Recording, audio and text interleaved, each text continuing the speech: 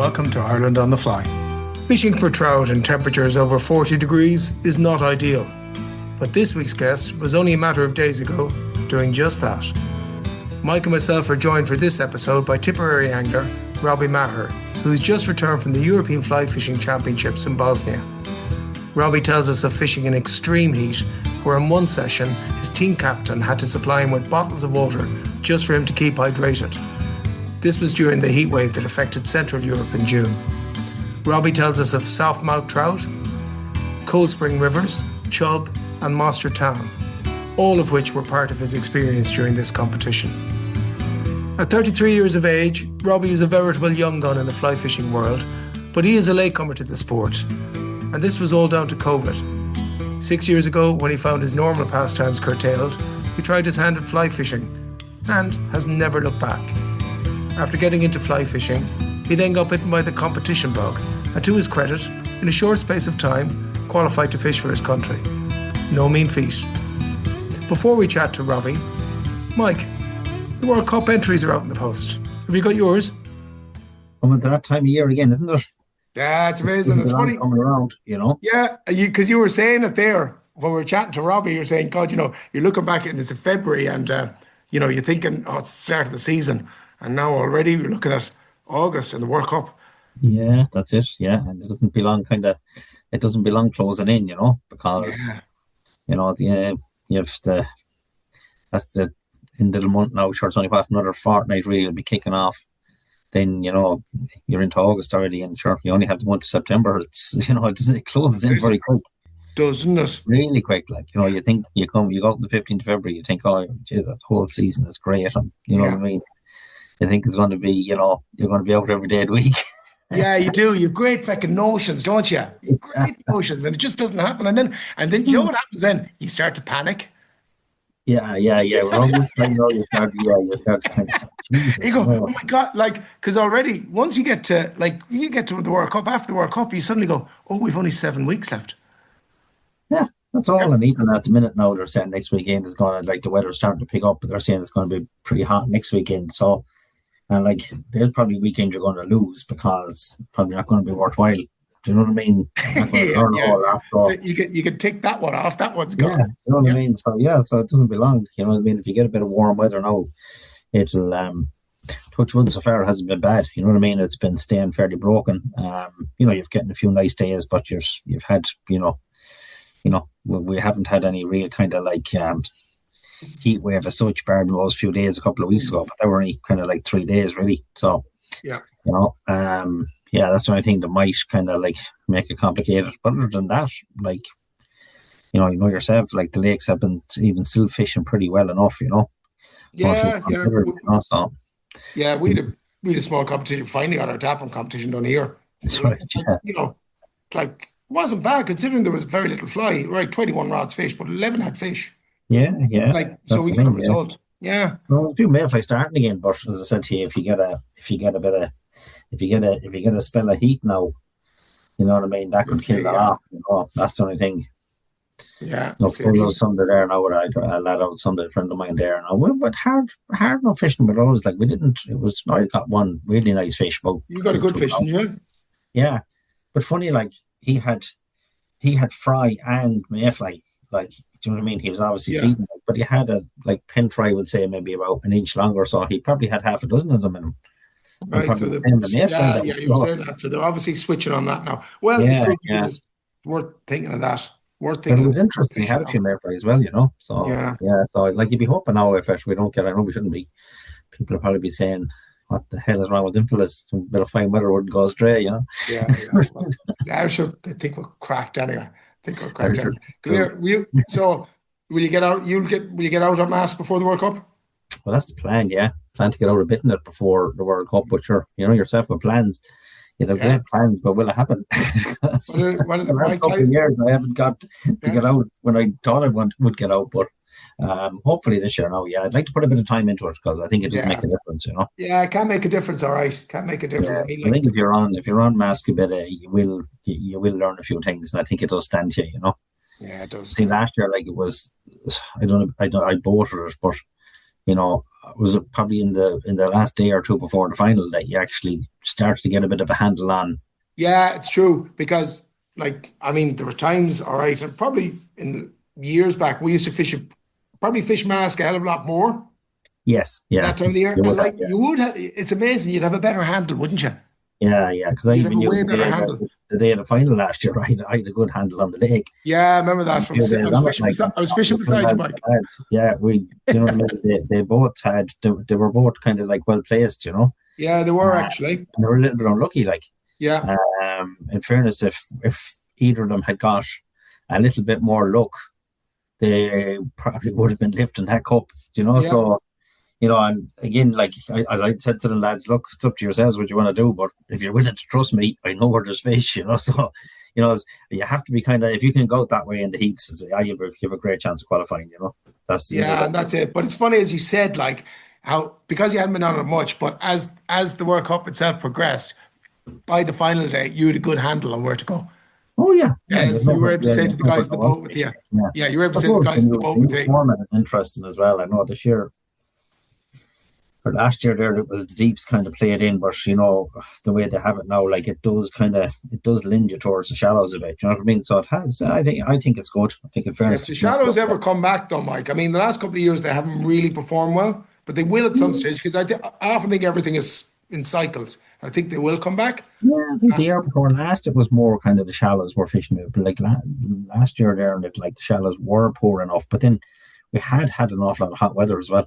Yeah, With the heat waves and stuff, like, and it was really the deeps that was probably, which I think that'll be more unusual, unless we get a lot of hot weather. I think it'll be more unusual. I think when it comes to the final anymore, I think the winners probably will start coming off the shallows. I'd say, yeah, yeah. that's my Well, own view on it. I think it will. I think your four fish in the deeps won't be good enough. Normally, not if the shallows are fishing in anyway. No, yeah. yeah, no, not really. So I'm not for pits, but I'm like, look, you have to try different things, and it does open it up a bit. It does make it a bit, Yeah, no, you yeah, make that's people great. think a bit more as well, which is no harm, I Yeah, think it's that's good. great. Yeah. But it's good. It's great. Look, sure, we can look forward to it. It's always Yeah. great that time of the year when it Yeah, comes no, around it's a again. great weekend. It's been a great Yeah, few days, in fairness. it is, isn't it? It Yeah. is. It's a I really tell good you, social event. very well run, in fairness to the club there in Ballinrobe. Yeah. They do a lot of work, and it just like it seems seamless and it just goes according to plan all the time, but that doesn't happen by accident. No, not by accident at all. You're very right. It does. The whole thing seems completely seamless. Just Yeah. runs to a T. Yeah, no, it's a great one. Yeah, no, we look forward to it. Okay. Anyway, well, listen, we'll move back. We'll chat with Robbie. And so, first thing I asked Robbie, had he done any fishing since he's come back from Bosnia? Good man, Robbie. So, how have things been for you since you've come back from Bosnia? Have you done any fishing since you come back? Hi lads, how are you? Hi, Robbie. How are you, Ben? I've done a bit of fishing in the local river, the Anner, and that, and I'm probably the only person thinking that it's nice and cool at the moment. But yeah, some good fishing in the Anner since I come back. Yeah, Yeah. What have you been during the day or evening time or whatever? yeah, just kind of just after work, early evening time. Yeah, there's good rises coming on, but I'm generally out the gate before that goes on. It was fished golden at the weekend, and it was very good during the day. That's the shore in Golden. That's right. Yeah. Was there any hatches of fly? Were there? Yeah, there was absolutely. Yeah, there was a big hatch of Sally's actually around 1 o'clock. That was the Sunday, which I was surprised, but yeah, it was great fishing. But No, come here. What's a Sally? I'd be calling him a little very small yellow, similar to a mayfly kind of. Right. Yeah. That's what we always say, yellow Sallies. But yeah, there seemed to be a good hatch of them around, which was surprising. But We get them on the Corral, so we do, but they would be very, very sparse though. Very sparse. Yeah. Yeah, And you to be get honest, them that's from why I was there. asking because, like, what do you call them? Like golden olives? I don't know, I call them yellow size as well, really. You call them, yeah, because Yeah. we wouldn't call them Sallies up here at all. Call them golden olives. But when you said Sallies there, I was thinking, Jesus, I wonder are they the golden olives? My grandfather used to dap one of them if he caught them between two mayflies. oh, really? Yeah. If he came across one at all, he'd put it in the box, and he'd put a mayfly on and yellow golden olive, yellow Sally, whatever, in the middle, and another mayfly outside it. I don't know how good it was, but that's what he used to do. Or the petal of a gorse bush. You'll have doing that as well, yeah. Yeah. Between two mayflies. Yeah. Must be something to do with the yellow or something. I don't know. Must be. I was meant to ask you there then as well. The Anner, where does that flow into? The Anner, it's at the foot of Slieve Lemon, and it flows into the shore just around Kilsheelan, between Kilsheelan and Clonmel. So not that far down, a couple of miles, 3 or 4 miles max, I'd say. As the crow flies, but great little river, great river for good quality trout and good numbers in it. Right. Nice little club there as well. Very nice club there. And is it overgrown, or is it easy fish, or? Yeah, to be overgrown, it would be overgrown in spots, and some of it is deliberately left like that, and others, storms and that kind of thing. But there's a mix. There's areas where you can throw a long line of dry fly fishing, and there's spots where you're on your knees trying to skim two nymphs in under bushes as well. There's a lot of that there. Right. Yeah. So yeah. No, I'd heard of it before, and sounds good. So tell us, you're just back from Bosnia. How long are you back from Bosnia? I'm back just over a week now. Yeah, I'm back just over a week now. We came back last Sunday into Ireland. So yeah, just about a week. That was your first cap. That was the Fipsmoose European Championship. So first cap, how did you find it? Great, yeah. There was a few, I suppose the heat, you guys had it here as well, the same 2 weeks. That same belt of heat came over. Mostar was the city where we were staying in beside the Boona River there.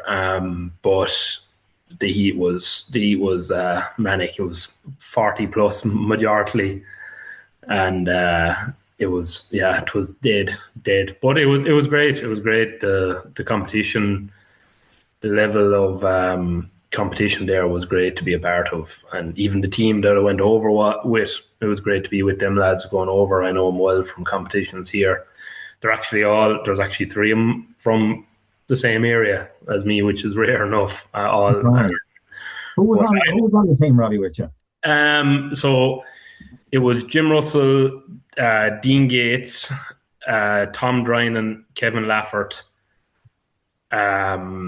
myself, and Dennis O'Leary was the captain. Right. And was an all-river competition, was? Yeah, well, there was one lake on it. It was four river sessions. So we did the upper and lower Boona River, which is it's a big enough river. It's kind of what I'd compare to kind of like a little smaller than the main shore. And then we had the Struba, which would be like what we were talking about, the Anner, which was about 2 hours away up in the mountains. That was narrower, what we'd be more used to, small chalk stream, pokey and lovely, both lovely rivers, to be fair. Mm-hmm. Lovely rivers. The Struba mostly had a lot more grayling in it, and bigger size grayling and that kind of thing. And it was being stocked kind of. There was stocking done from fingerlings up on the Struba, but some stock browns as well put in. But the Boona then would be kind of the opposite. There was a lot of stocking from time to time done on the Boona, and it had a species. It had brown trout. On that section, I don't know, is there any grayling? I think if you go very far down, you might get some, but they had softmouth trout there, which would be Balkan trout. They're only native to that area. They have a kind of yeah. I see. Don't worry. And for anybody who's looking here, both myself and Mike are sort of going, sorry, softmouth trout.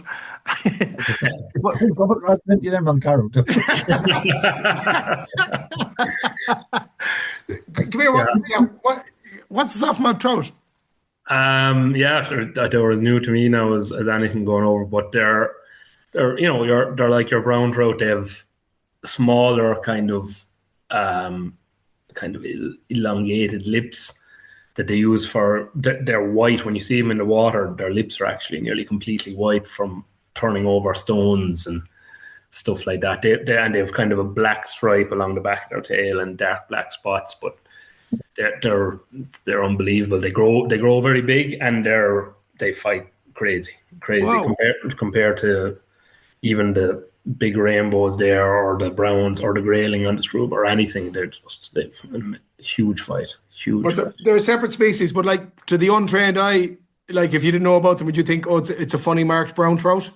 Yeah, our guide actually who brought us. We used to go to this restaurant every morning to meet him, and the restaurant was on a patio, basically water level with the River Buna, and obviously outside the restaurant people are throwing in bread, and there was a hatchery just down a little bit, and all these trout were there, rainbows and browns and softmouth, and you throw in a little piece of bread, they'd all come at it or whatever, or you'd see him coming for flies. But he was pointing out the softmouth, and to the untrained eye at the start, obviously we had no idea, but then when you see them side by side, or when you catch them, you'd know the difference. You'd see their lips and their tail at the back is that black line down it, and yeah, they're a powerhouse. Interesting. By the way, on the bread thing, do you remember that once in Ballyhass, Mike? Oh, Yeah. And we put on white marabou with white booby eyes and white chinmeal after groundbreaking. And we went, yeah, no, we were in Ballyhass once. Funny that you mentioned about, did you ever fish Ballyhass? No? No, I haven't. Yeah, so it used to be stocked. And we're having lunch at it one day, and we're throwing out bread, and the rainbow started eating it. So one of us had a white booby with white marabou tail and just chucked it out, and it's called matching the hatch. But yeah, so that and now when you were getting them softmouth trout, are you nymphing for them, or what are you doing? Yeah, mostly nymphing. But then again, anything it worked. They worked the same way. But it was mostly nymphing we were doing, and kind of a little variation on what we'd be normally nymphing here. You're altering it a little bit, but yeah, they were tough. They were tough to. There were no fools. There were no fools in the areas. Obviously, outside a restaurant now is a different story. But I take it that wasn't a session bait. No. just below it, all right. There was one pretty close to it, but no, it wasn't. It wasn't a session beat. But yeah, I was mostly nymphing. But generally, everything was used. You were double nymphing, and you were doing bits of dry dropper. You were even at times sinking lines and lures, and everything. There was some. It could be very natural. You could be on a, 2 mils and nymphing for the same trout, and the next 100 yards up you could be using, or less. You could be using trash flies and eggs and heavier line and stuff. It was very. Stockies came into play in a few. Yeah, absolutely. Yeah, even the results, like one of the first sessions, Great Angler went in there, but he did very well on stockies. But there was 77 he had out of it. 77 was it a 3 or 4 hour session? 3 hour session, and he was a Bosnian, so he was, he knew the water and that, and I think the official was saying that he could have had 130 or something to the net or something like that. Jeez. So yeah, that's just the look of the look of the game. Wherever you get drawn, but he got a nice beat, and there was a couple of other ones like that as well that people got throughout. And like every competition, then there was slacker water and poor beats and more natural beats and that kind of thing. That was the upper Buna, which would be the heaviest stocked, and the lower Buna then would be much less and much less, and the Struba Very, very little at all. Just maybe some spots from previous times, or fingerlings, browns, that kind of thing, or the odd bit of brown trout. The And odd. would it be heavily fished, Robbie, normally, those rivers? Would they be normally fairly heavily fished, or? Well, before the competition, I would have said I would have said it'd probably be average enough, but one of the lads actually got a different flight to us on the way home. Our manager Dennis, and he said he'd go fish because God help him, he had to help us enough keeping us alive from the sun, and so he fished one section of it the day after the competition, and he said there could have been 120 or 30 local anglers that he could see up along throwing line. So yeah, the Boona in the middle of Mostar would be, I'd say, quite heavily fished. Yeah. Yeah.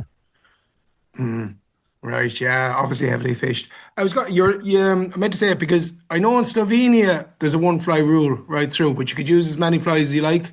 You could use a team of nymphs. Yeah, that was interesting when we were preparing for it. That was a thing we were worried about, really, because big rivers and that kind of thing, and you'd obviously have to go to your dry fly, your streamer, or your single heavy nymph.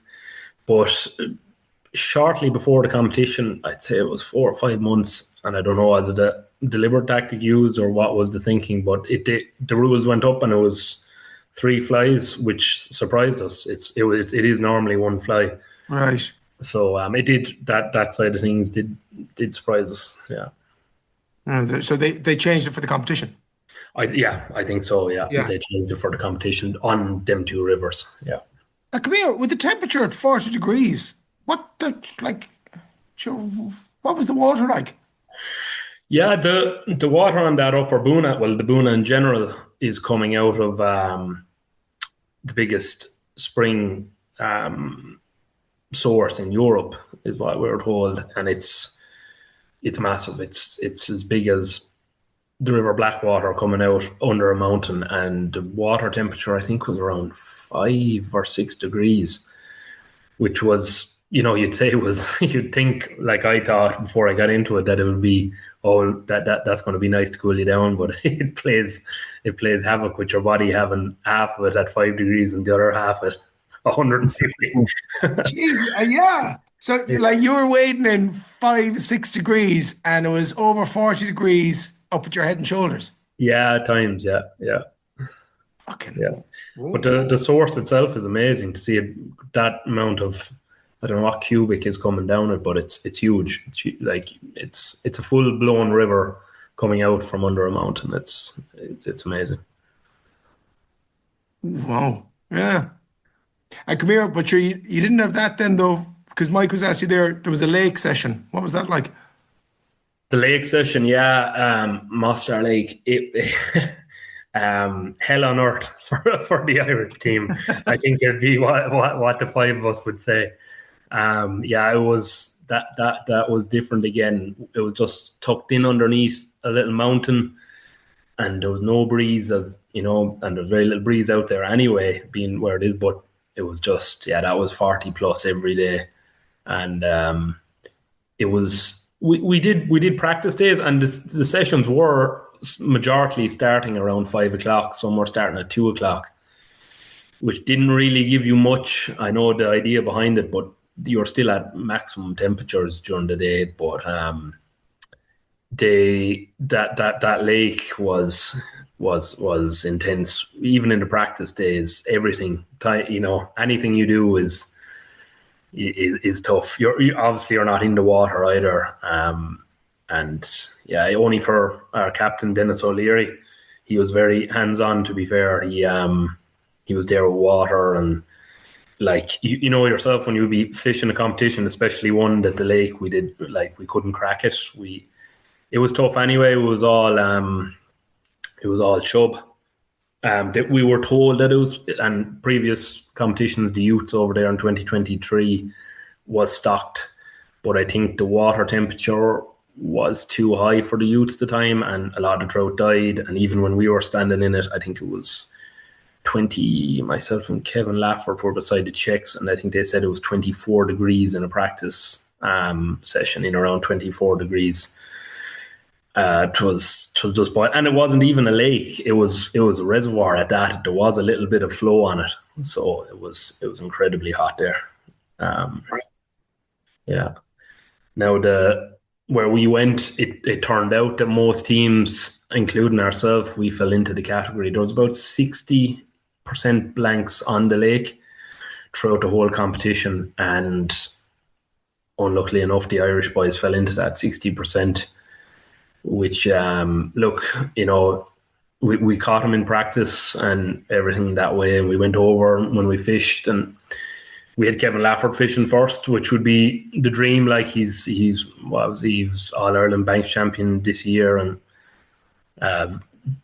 definitely the best lake angler we had. And Kevin couldn't crack it, and we all gave it a best, but it was just one of these things, no matter how hard we try in Ireland to find something to replicate 24-degree water temperature and chub, we're never going to find them, So it was one thing we were probably a bit disadvantaged on going in, and we couldn't even, it didn't matter how long we practiced before or tried, it was just, but no, it was, the lake itself was very interesting. As I said, only for Dennis O'Leary there, and many other things he was doing, but giving you bottles of water, you could drink.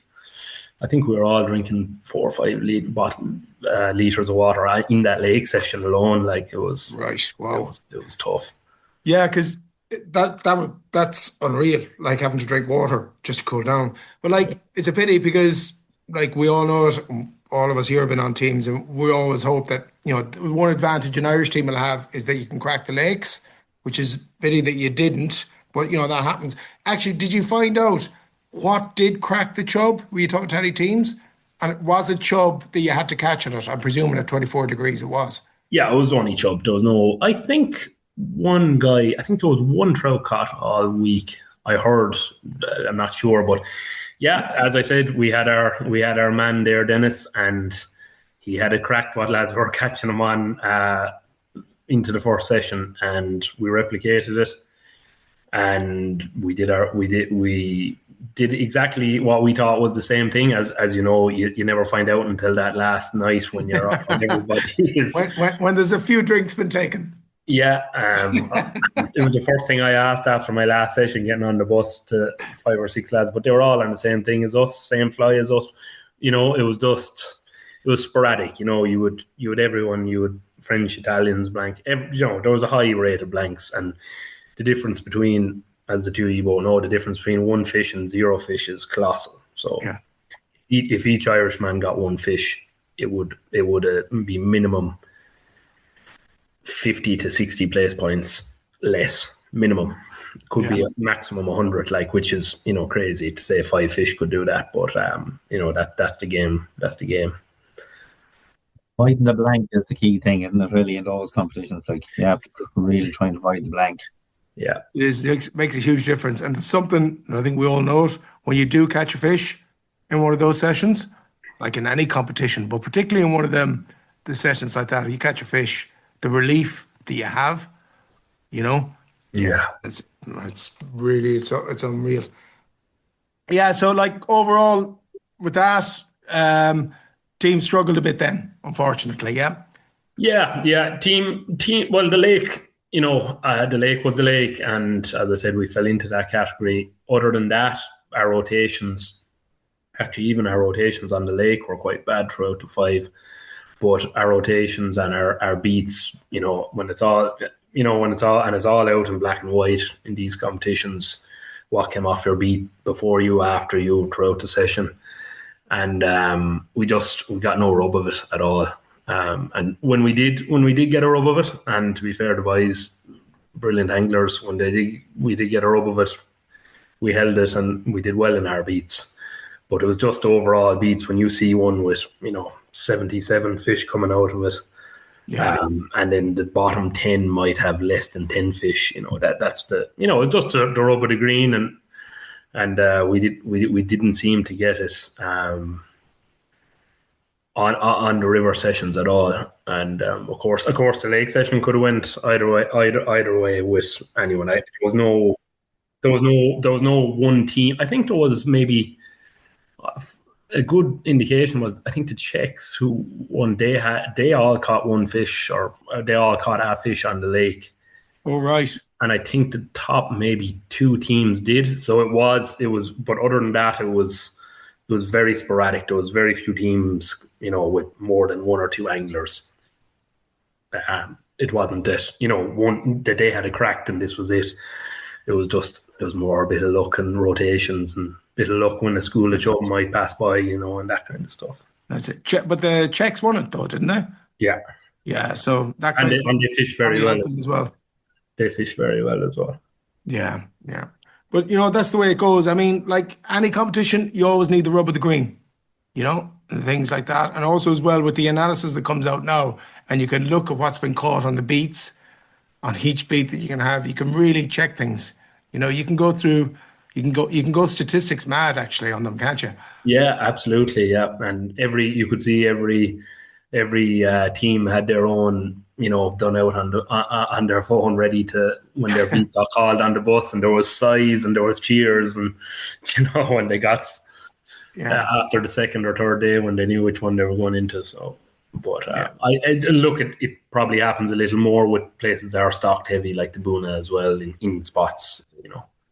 Yeah. So come here, what was it? Ireland came. Was it 17th?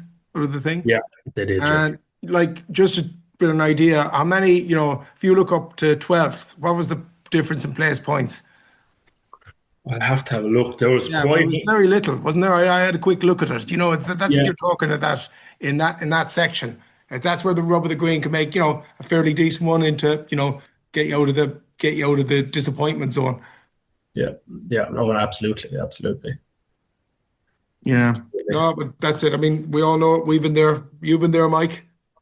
Yeah, we've been there. It can be tough, and it can make such a difference. You get a couple of good runs, get a couple of good results, and suddenly things look a lot better. Yeah. Well, always the way with the river as well, especially anywhere. I suppose the lake sessions, if they're off the bank, because you are at the mercy of what you draw. Do you know what I mean? You draw a bad beat where no one is catching fish on, like it's. Do you know what I mean? You can be the best angler in the world, like you can't catch fish that aren't there. No, you can't perform miracles. Yeah, no, you can't. That's there is that certain luck element in that from that point of view, Yeah, look, but so, apart from that, what was your overall after doing it and coming back? What did you think of it, Robbie? Oh, absolutely great. Yeah, that's what I'd be aiming for, and the guys on the team would be aiming for, is to get on these teams and that. And it was just brilliant to be first with them guys, like the likes of Dean won the All Ireland last year and the Munster the year before, and you have Kevin Lafford, who's winning all sorts of banks and river competitions with a while, and Tom Drynan and Jim have a lot of experience. Tom I think has one of the highest finishes there is in a Worlds for Ireland. So I was just happy. I was the only guy there. I was happy to be with him. I was the water boy there. So no, it was great to go off with these guys, and Did you qualify off the lakes for it? Did you? I did actually, yeah, and I'd be kind of more of a river angler, but I qualified off the lakes. I had a good guide. It was up in Corrib. I had a good guide, brought me out 2 or 3 weeks beforehand. We'll move swiftly along now. Yeah. Went up, qualified off the lakes in Corrib. I don't know.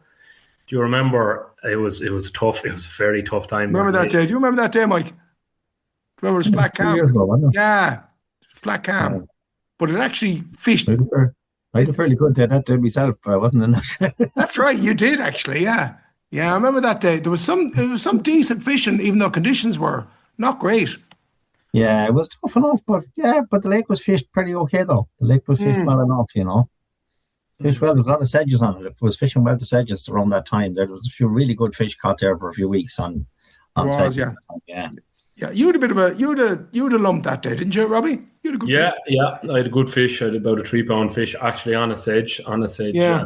And it was calm, all right. The boat was spinning around most of the day in a circle, but it was a tough day in Corrib. But to be fair, there was a couple of nice fish caught and that, but I was delighted to get through because, you know, any of these All Irelands, they're tough. They're tough to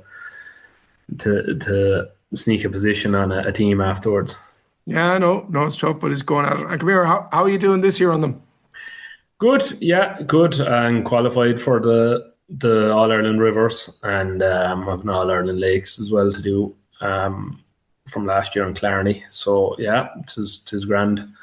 I have. Oh, that has to be fished yet, doesn't it? That one. Yeah, that has to be fished yet. There was a delay. Any word on it? Actually, you haven't heard when it is. I think it's the 22nd of August in Clarny. Is that All Ireland? Yeah, I think that's the 22nd of August. Right. And I'm not sure about the rivers yet. I'm not sure about it. It's probably around that time. It has to be kind of nearly around that time anyway, and that's up the north. So they have the Juvenile World Championship this year, so I'd imagine it'll be after July sometime. Yeah.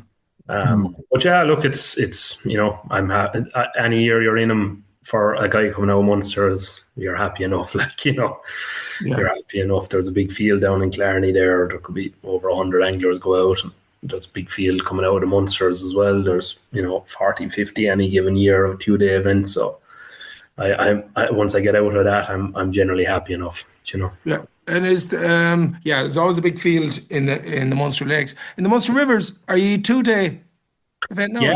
Yeah, it's a great competition. To be fair, it was it's a 2-day event, catch and release. Obviously, it's an hour and a half session. I get paired with a random angler. So if I get paired with you, Tom, I steward you for an hour and a half. Then a small break, 15 minutes, and you steward me for an hour and a half, and that goes on. And do you have the same pairing for the 2 days, or does the pairing change? The pairing changes. Pairing changes, yeah. Generally, and it's been ran down the Bride the last 2 years. Well, 2 different parts of the Bride, and look, the lads doing it are great because I think last year was near 55 anglers in it. And this year was over 45, I think, or something like that. But it was, it's a big undertaking. I've done them. I've done them competitions at home with 12s and 16s and that, and there's a lot of organisation into it. But it's a great format. Really, it's a real fair, even, good judge format. But Yeah, it's a good system. it is a good system. Mike, what do you reckon, lake anglers? Just show me your flies there now when I'm unhooking that, and that's grand. And that's great now. And I'll show you mine now in the hour and a half you're on. Do you think it'll catch on, Mike? I don't think so, Tom. I don't think so. I'm sure. Is there a bit of that in it? Seriously, like you're guiding somebody, like it could be learning from you for the next session. Yeah. Look, maybe, and I think that's some of the good parts of it. If you're with maybe a kind of more of a novice angler or a great angler, all the cards are on the table, and at the end of the day, I don't think any of the top anglers care what anyone sees. Yeah. What they have can't be. Yeah. Unfortunately, if I could, I'd have pictures taken. Yeah. So run it by me then. There's, let's say in the morning, there's an hour and a half where you fish, Yeah. then an hour and a half where you steward, and then the same after lunch, is it? Yeah, that's it. So and 4 sessions over the 2 days, is it? 4 sessions over the 2 days, yeah, and that's it. There's a break. There's a small break in the middle, but yeah, no, it's a great system. It really is. Trying to get it takes out the stewards then, of course, as well. Trying to get stewards is always a nuisance. Like trying to get someone to give up their time and their day to steward. Or even if you think about, we'll say that one last year with 50 anglers, you put another 50 people there again, you've 100 and something people in a car park, Yeah, logistic. Yeah, you've like potentially 60 or 70 cars. Do you know? Yeah. So driving and it is great. And as I said, fair play to the lads. There's a lot of club competitions here. We do it on the Anner, Kilsheelan, on the Shore, Clonmel.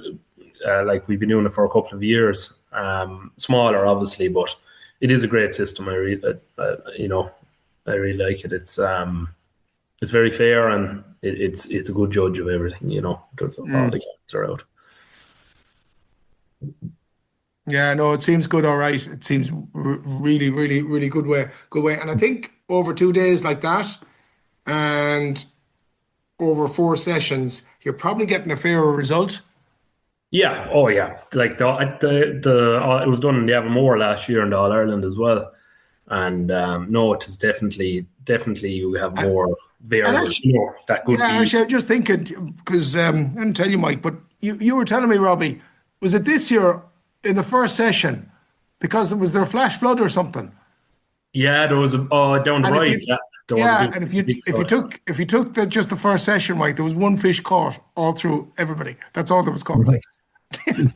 Wasn't that it? Was it just one fish? Yeah, one fish out of, so what was that? Over 40 anglers for 2 sessions on a unbelievable river as well. It was just there was trees and branches, but them things happened. The rain came fast overnight, and luckily enough, it fished well the next day. Yeah, but like at least when you do it that way, if a disaster like what we were just talking about there happens, you're kind of covered. You're kind of covered. Yeah. Like I didn't think of that. I don't know what would happen if that was the old format, and there was. I suppose they just have to run it again, maybe. Which Well, there'd have been one very happy guy. Well, that doing really, really well. Yeah, because you technically need a fish to go to the All Ireland, so you do actually. Yeah, so one guy would have been happy. Yeah, one guy would have been really happy. Be a poor showing for Munster. Yeah, geez, yeah. And that was that. And you did all. How did you do in the lakes in the Munster and Killarney? The Munster in Killarney, the lakes this year, I had no joy. I had nothing to the measure this year. It was good. It was good enough fishing. I actually broke my arm around the end of January. Coming down the mountain, broke my elbow. So I didn't boat myself, but I was with a man that knew the lake fairly well. We had good enough fishing. Yeah, we had good enough fishing, but that's the way Killarney goes. There's a huge field goes out off that off of Ross's Castle, and you really have to be on your game to get them 2 to 3 fish over the stick, over the measure, to come out. But I'll be back on my boat next year, and we'll give it another rattle. You'll regroup and give it a go next year. Yeah. Actually, I just want to say to you there. Actually, I was just thinking going up from Ross and the competitions, but because people don't know you're a young enough lad. You're in dangling terms, you're still in your early 30s, so that's a spruce on in fishing terms. But you didn't come through the normal route. Like a lot of the lads we've had on came through the youth scene here, the youth competitions. You kind of came late to the party. Yeah, absolutely. What happened? Did anybody in the family fish or anything?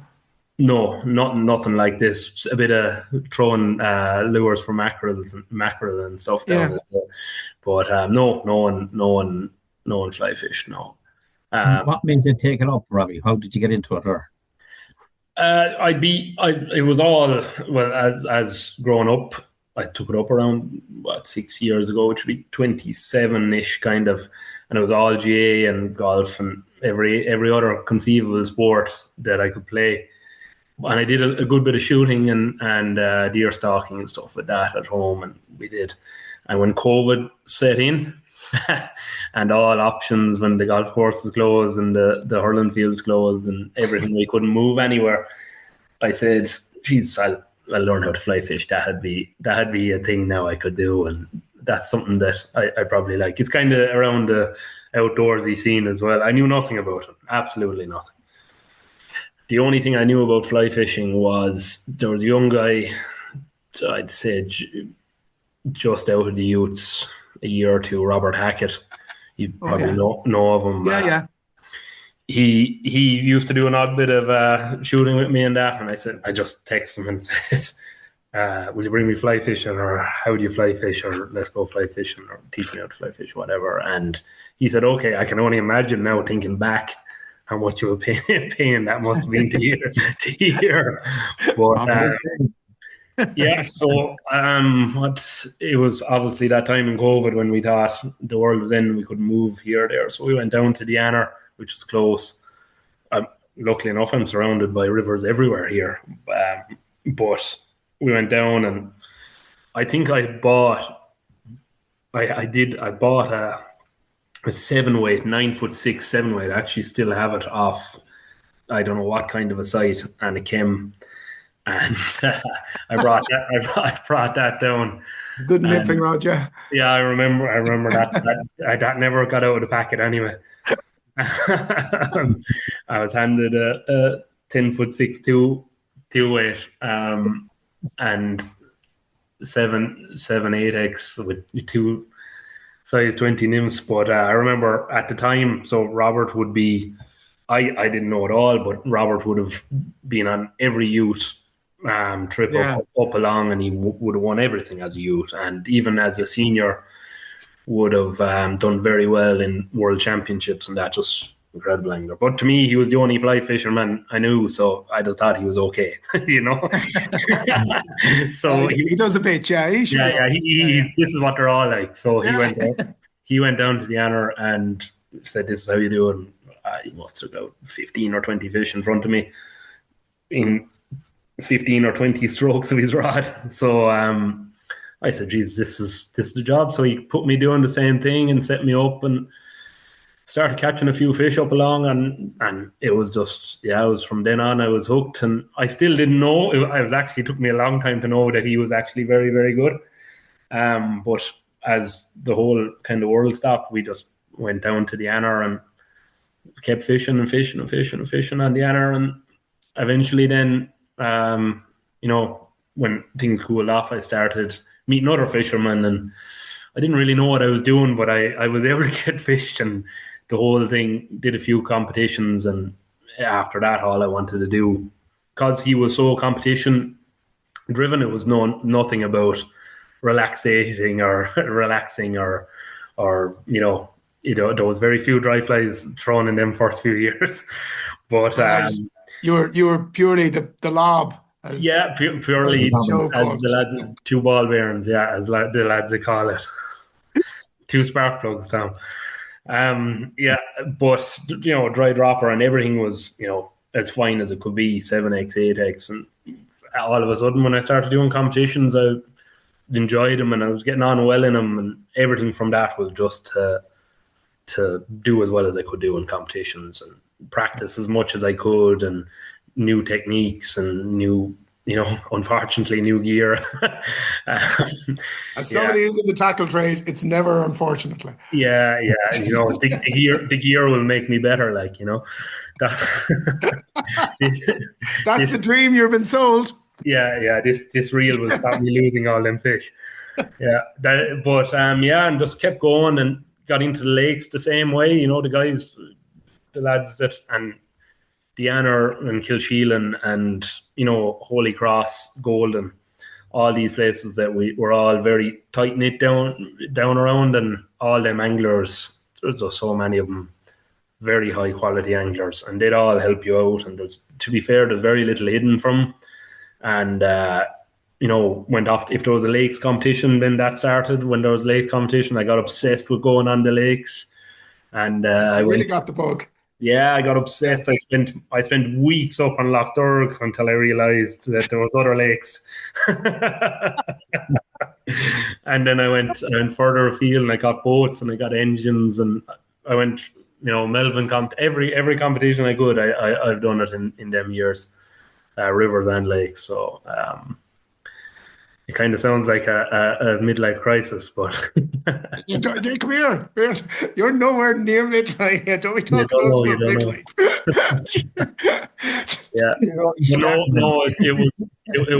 It was only a year. It was probably a year or so after when I really started doing law competitions. I realized, the guy who taught me was. He wasn't just a run-of-the-mill guy teaching me, and well, you're lucky. In all fairness, though, you did kind of land on your feet there. It fast-forwarded the thing for me immensely. It does make a huge difference. All right, if you're getting the rope shown to you.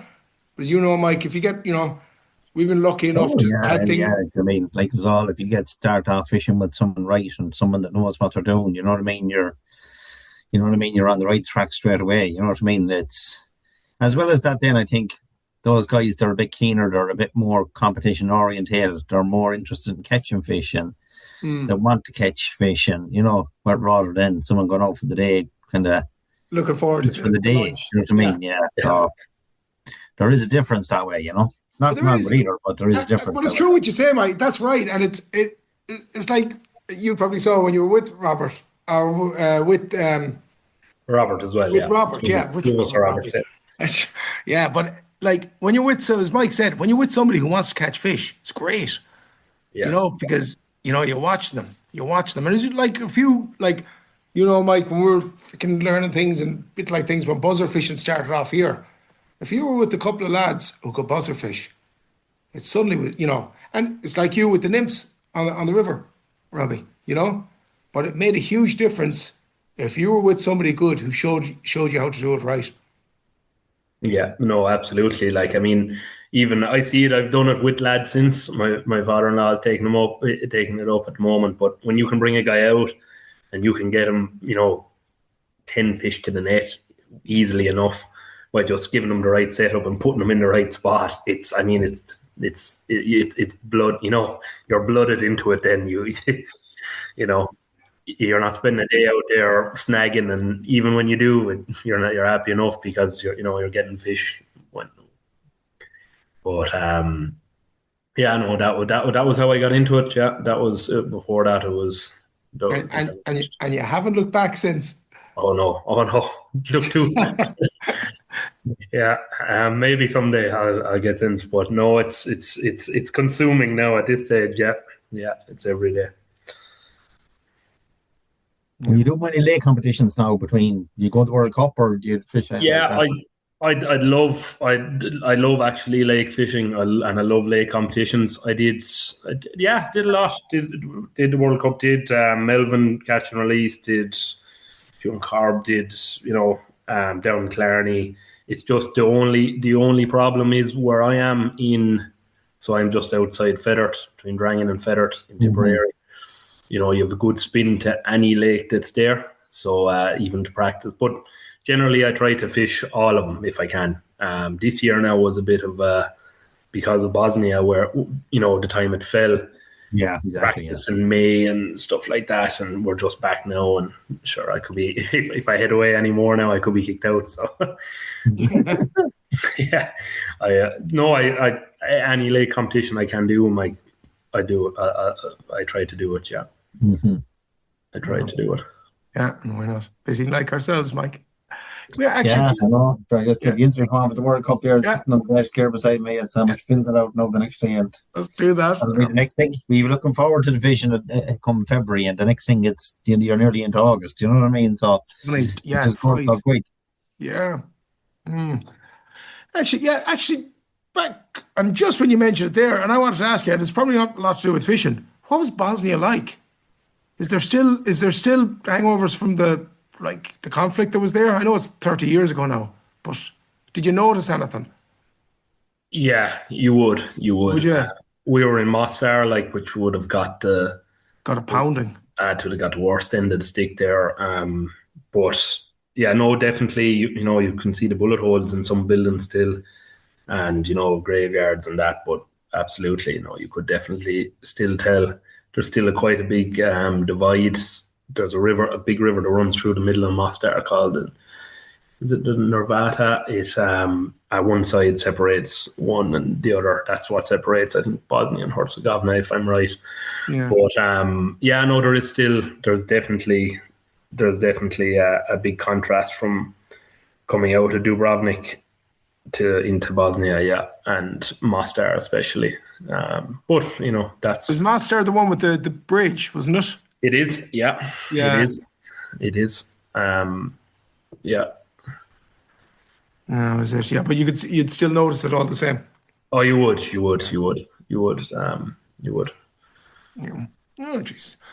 Right. That was. I wanted to ask that. It had nothing to do with the fishing. It's just interesting because. Yeah. You could. Yeah, but you could. It was a part of it. You could see it everywhere. You could see it. John was saying that when he was over at the youth section. I remember him saying something about that.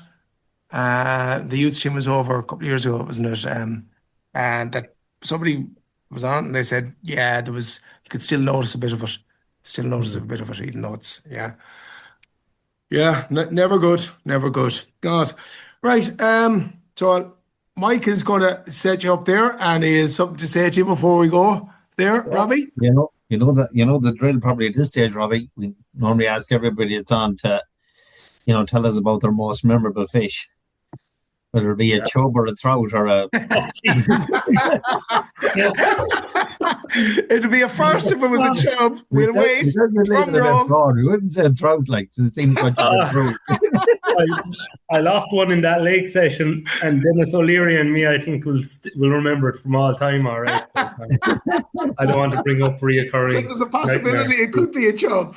No, it's not a chub. It's not a chub.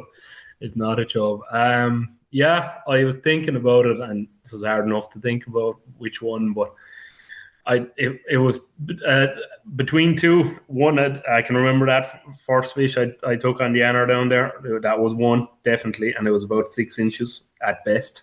But I'd say the one would be, it was actually on a lake, and it was in Loch Melvin. I was on a boat with a guy that won't mind me saying, Sean Maguire, which, he obviously put me over fish.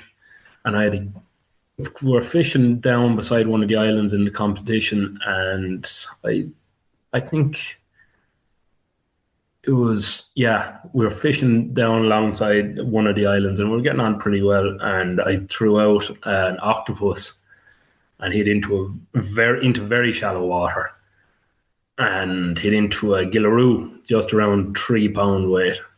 Ooh. And he was just, he was obviously a huge fight, great to get in the competition. And it was a catch and release competition, which why the gillaroo are allowed. And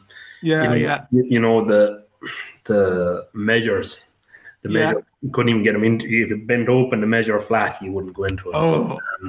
He let down the way, but he was just, I've never seen a trout like it. A gillaroo that size was something to see. Well, we got him in. The Melvin gillaroo's are something special as well. Even the colours of them, you know what I mean? It's exceptional, you know. Yeah, that was mostly, it was just the and I got smaller ones before and after, but to see him then, to get him in the competition, everything was great as well. But he was just amazing looking trout. He was amazing looking trout, and at the time it was good crack. And I had a great boatman with me. If there was anyone going to put me out, John is not class. He's a hell of a guy. Yeah. If there was anyone going to put him over me, it was him. So that was probably it. I'd say either that or the 5.5 inch trout down in the bank of the Anner. One of them two, I'd imagine. Yeah. Yeah, well, not too bad. No, not too bad. Yeah, no, that was. It's true. You always remember your first fish, so you can't forget that one. But yeah, as Mike said there, the gillaroo and Melvin, they're kind of special. They really are. Okay, here. Well, listen, that was absolutely great chatting to you, Robbie. Fair play to you, and fair play to you giving us a rundown on what Bosnia was like, and well done for going out there. It's a great thing to go out and represent your country. It is. Thanks for having me on, lads. Thanks a million. Our thanks to Robbie for joining us on the show. And don't forget to rate, review and follow Ireland on the Fly podcast on Apple, Spotify or wherever you get your podcasts from. Plus, you can keep up to date with all that's happening on Facebook, Instagram or islandonthefly.com for the people and places of fly fishing in Ireland.